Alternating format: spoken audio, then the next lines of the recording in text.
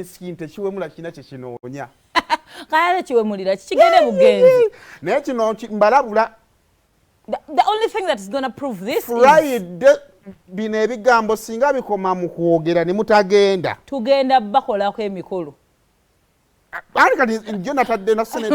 Waliwo mwala yadda ngamba eggulu. Naye banene ekivulu kya alien kitakola nga kenda swala. Ati kugamba njo na senete ka post za alien ezo.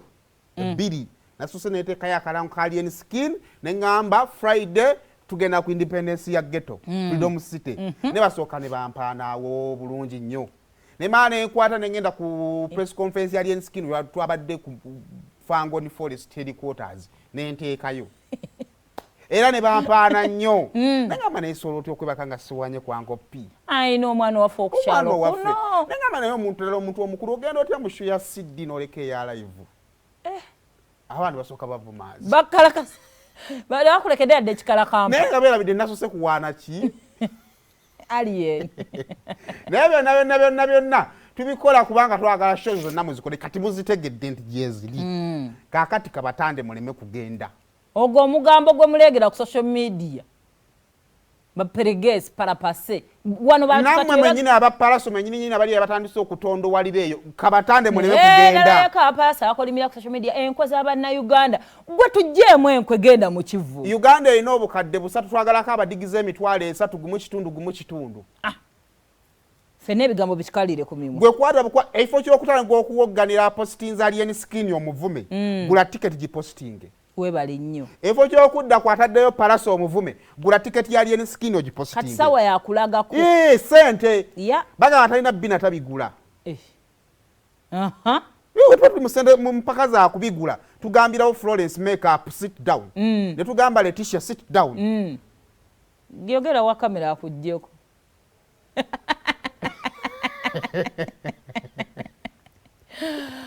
naye nga tukyali mu mugambo gwa bivulu bibiri paka tuwamaze dde okukonfaminga nti ebivulu bikola zeki gyebiri era gyo olunaku olwejjo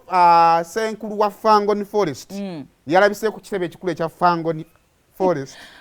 naye we natuse ku Fangoni Forest kale nerabidde nandigambe divorce gate eriko omuguwa gusibiddwako ejjinja luwaki nga bino ebyuma ebiggula wano obenzi kakati nga olaka small gate akandibadde kayingizibwamu ekinyolo kakati gate ya Fangoni Forest bakwata ejjinja eddene ne basibako omugga waggulu kuno okufumita bwebiti kati gwe bw'osindika olowooza olwana na muntu munda kumbe ku gate kuliko ejjinja mu lujja mulimu Benz BMW gye bakyusizza eringanga lwesaka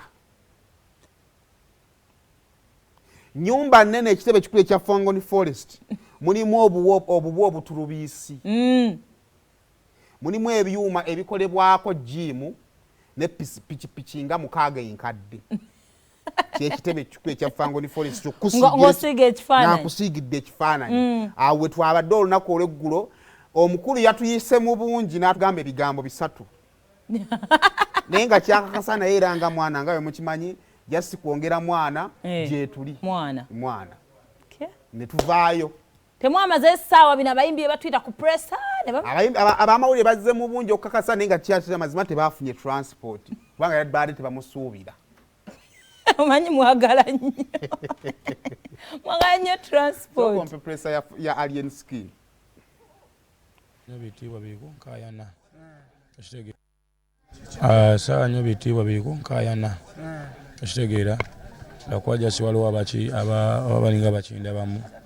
naye nga ate olaba waliwo abakiwakanya ekitegeera naye nga ate simanyi nti nno wajje bakirondera ekitegeera naye nga ebiseera ebisinga liri bukulu butava eri Katonda ekitegeera sijja kukigaana ate sijja kukitwala sina naku 5 naku 4 leero simande Friday naku 4 sinali badde serious tata twali baddewo kyogamba reporting mpewo ate nga lubaale w'omusa obagamba olubaale atasamirirwa y'omulamu wendi woli nze muyimbi singa babadde balanze mulala nayogeredde nti naku z'omwezi nga 9 amakubo gonna gakoze ki amakubo gonna gafunze ya kati amagezi gadda n'amasuba kati nze wa mutima mubi atuwa ku level yayagalibwa okuttibwa kuba muti mwala bakyaliwo abasajja baatuuka ne bayita amacupa ssebo so banfumita amacupa kitegedde kale nonoonya wosonyera kyaliwo omwana nga tolabawo otuuka n'obubako ogamba boyika musonyiwe ni nga tolabawo mwana osegeera kunoonya n'omuntu obusungu gyabujja gotayombangako naye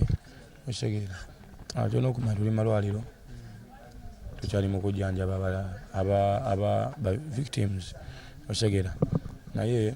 ebyo ffe tetuli baddemu tugenda kuwoloma tetwaggulawo musango okitegedde kati gulaki oba ova ino ngamba mbona amateeka gagabwe gati kubona nga amateeka gaali sose gaali gakufuna bwenkanya kuba nakubibwa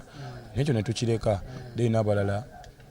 bakirabe nga bakirabye nti nno ndi muyimbi n'abafaani aye n'abafaani be then twerevolinge huiziwo nze nagamba akantu kamu eno tuli mu mental art okitegedde olabyewo akavuyo konna oba omuntu afunyiza ekikonde kati wano tuli mu sayansi w'obwongo kati analemererwa okuguggusa nga tumanya obwongo bwe bukomye. I think 20 minutes to the press conference. N'agenda ne yeesumaalika ebyo. Official bouncer. N'agenda ne yeesumaalika ebyo. Mwana badde mpulira mwana. Naye ebyo byonna bye mwogera mukemekkereza Uncle Pya Akyawaga.